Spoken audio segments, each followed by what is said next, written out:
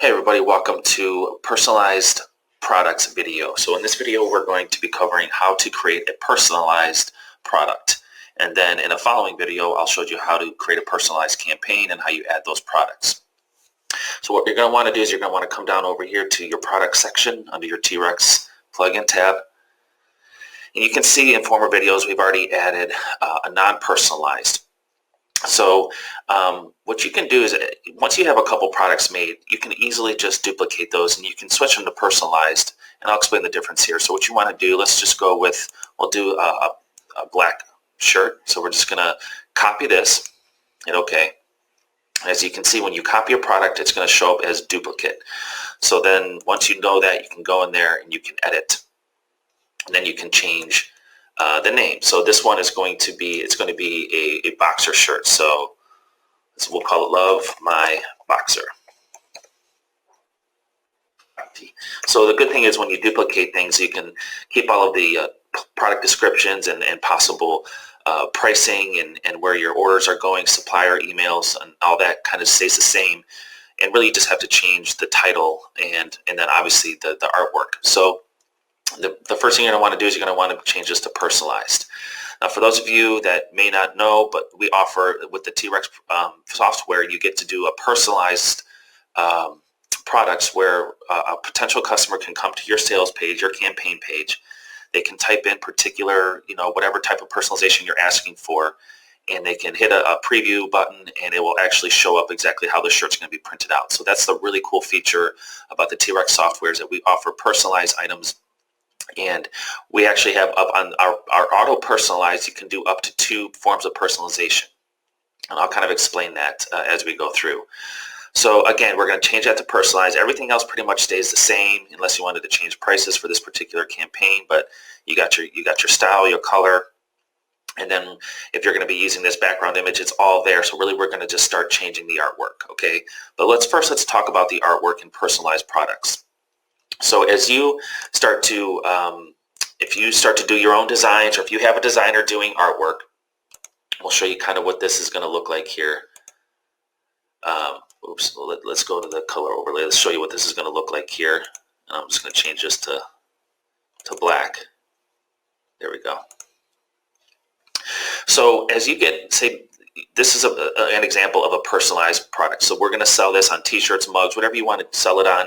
But somebody's going to have the ability to come in there and their boxer heartbeat. So my boxer Rocky, or fill in whatever name, is my heartbeat. So a simple design where you can use this to for personalization. So at this point, we only have the one form of personalization. So again, when you have your artwork designed, you want, and I'm opening this up in Photoshop, but you want your image size to be 2800 width by 3200, so basically almost a square. This is the art file size that will be needed for printing. And then if you're using, especially if you're using print tech, and then the resolution has to be at least 200 for apparel and coffee mugs and things like that.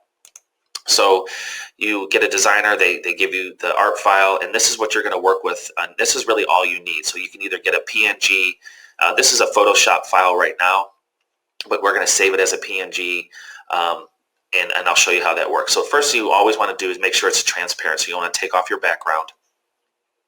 And again, if you just have a transparent PNG, that's fine. But the main thing is we're going to build the personalization inside of the T-Rex product plugin. Okay, so we're actually going to build this personalization. We don't necessarily want to use it here because we're going to build it inside that product. So if you have a PSD or if you have a PNG, just make sure that whatever part of the personalization that you're going to do, that part is blank. So in this case, this layer, this Rocky layer, I'm going to take off. So if you don't have a PSD, a Photoshop file, if you just have a PNG, just tell your graphic design artist or whoever, if you're doing yourself, just build it without the personalization in there, leave room for it. And that's why I kind of like to have PSDs so I can kind of see how it's going to look and things like that. So here's what we're going to do. We're going to save this as the 2800 by 3200 art file. So we're going to go ahead and save this as a PNG. So we'll just call it My Boxer. And it's dark because it's going to go on dark shirts. You can name it what you want, but name it something that you know where you can find. I'm going to put this in another folder. so I can easily find these things. So you're going to save it as a PNG, and I like to name it as a 2800 because then I just know that that's my art file. And as you learned in prior videos, when we did a product overview, the art file is what the file that needs to be printed, okay? Always needs to be a transparent PNG, so we're going to save that.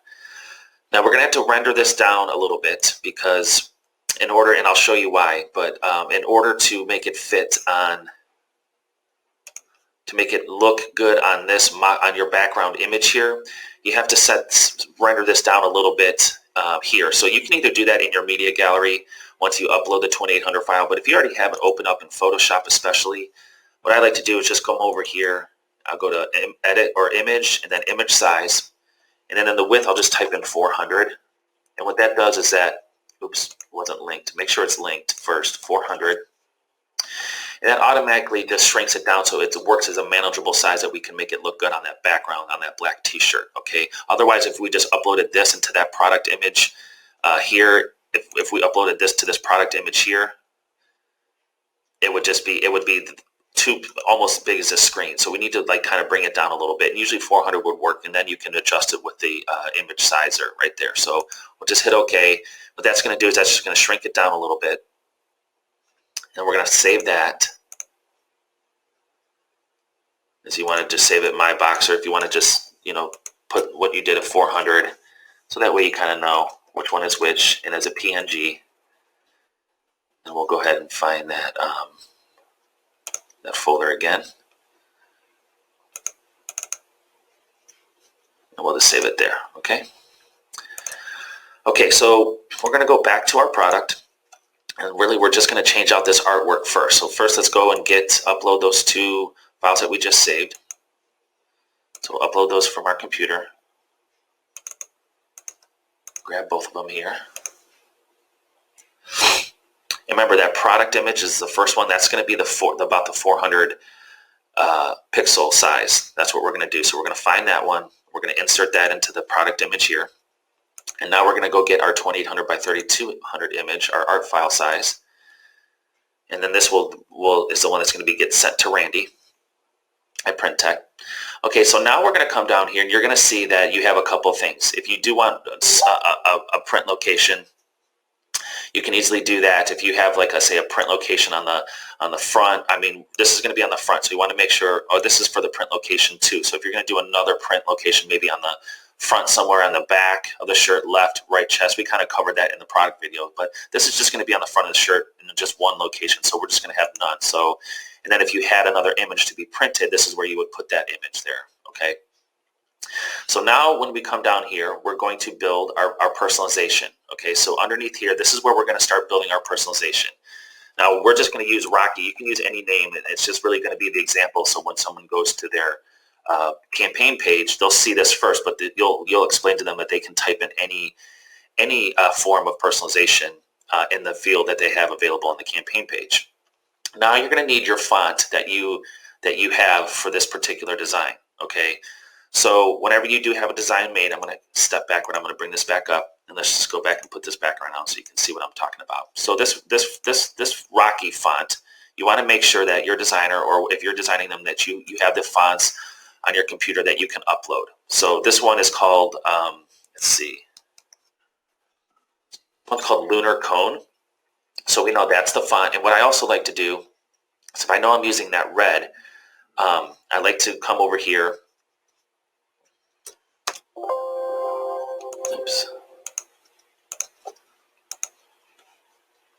I like to come over here with my eyedropper tool. I like to make sure I get that exact red while I'm over here. Now, you can just click on the red, and it will show up in this little box here. You can right-click or copy this little hex color code, so that's always good to have. So I know that I need the Lunar Cone font, and I already have that on my computer. So I'm going to upload that, and then I'm going to use that hex code to match that color. So we're going to come back to our, so we're going to type in Rocky, and you can see that you have to upload every font that you were going to use on personalization. You just have to find that file on your computer. So I'm going to go to, I know I have them in a fonts folder here. Oops. Downloads, and we'll go to fonts. And Lunar Cone. there it is. It's either the OTF file, TTF, whatever the file is.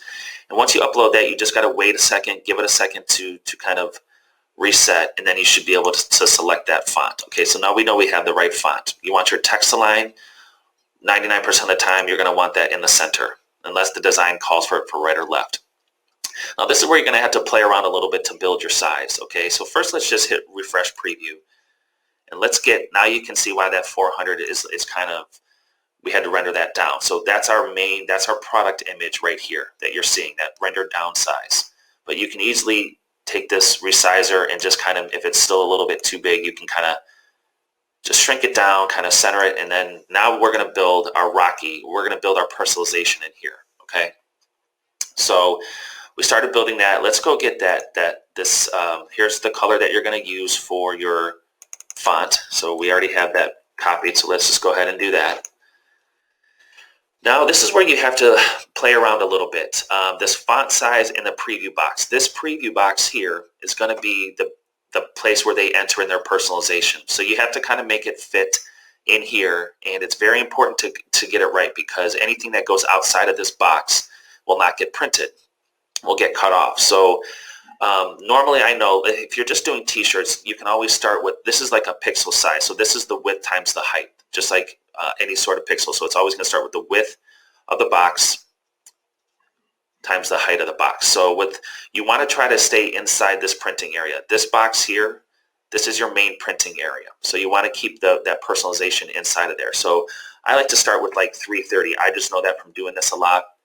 And maybe start with 100. And then what you're going to do, you have your color. You always have to hit refresh when you change everything here. So now you can see it kind of gives you a preview of what this box is going to look like. And then you always want to hit the refresh preview over here. And for whatever reason, that resets we're trying to get that fixed, but that resets your image, your product image, but that's okay.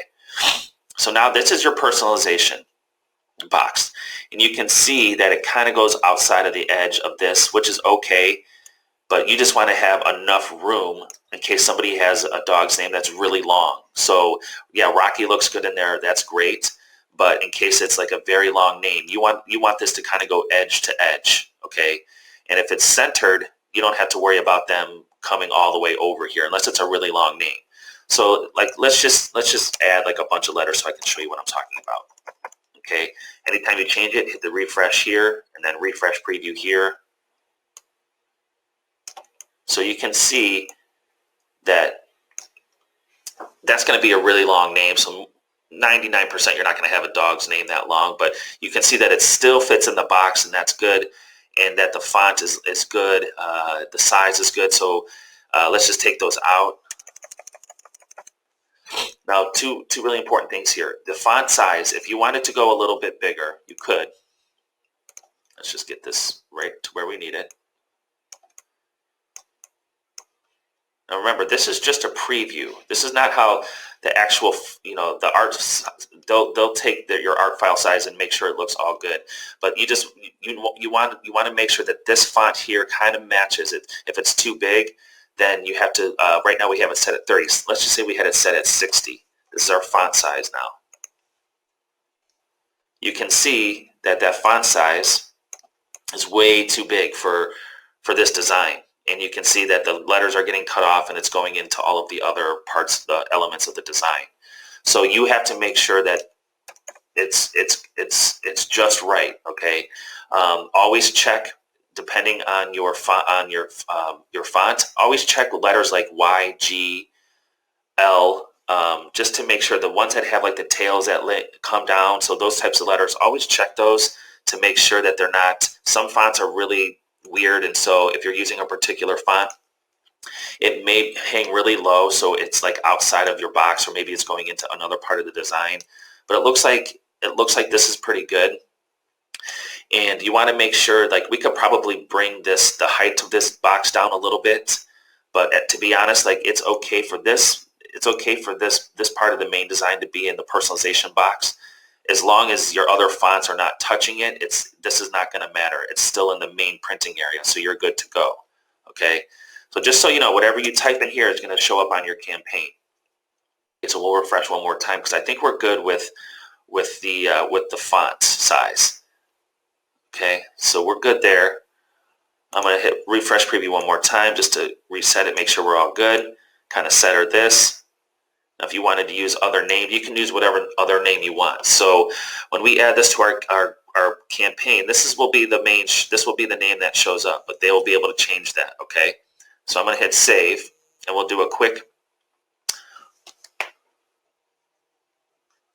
We'll do a quick overview of a personalized product. So that looks good. So what you can do now is that we'll go through here. We'll make sure it says personalized. And the reason why you have to make this say personalized, if you forget to change it or if you don't have it, the personalized field on a campaign will not show up. Okay, so I'll go to another site that we have a campaign, and I'll kind of show you exactly what I mean. So I'm going to go to a campaigns. This is another site that we have that I run, but I use it a lot for examples. So let me just log in here, and I'll show you exactly what I mean. Let me find a personalized campaign.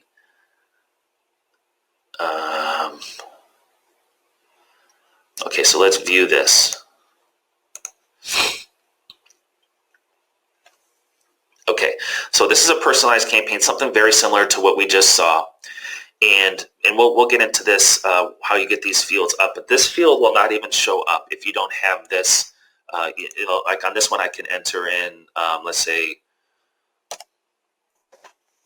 like another type of name. You hit preview. Remember, I started it with mom, so I built it where it said mom. This one, this is where they can come in and enter the personalization that they would like. And you can see that it automatically changes, which is really cool, and it changes it on every product that you have, okay? But what I'm talking about here is that if you don't have this on your product level set to personalize, this box will not show up, okay? So it's really important to make sure that you have that, okay? So we have that saved. Let's go back out to products. And the cool thing is now once you have your first product built, your personalized products, you can easily, if you wanted to add a white t-shirt or hoodies, you can just simply start to copy this, and then you can change out your background images. You can change out your, if you want to do a hoodie or a coffee mug, but you can kind of just copy these products because you already have your artwork in there. You already have your font selected and all that. So that way you don't have to keep doing that over and over. So once you have one built, you can continue to go through and add the other products that you want to offer on your campaign. Okay, so that is how you build a personalized product. And the next video we'll have is manually personalized, so it requires more than one form of personalization. All right, hope you guys liked it, and I'll talk to you in the next video.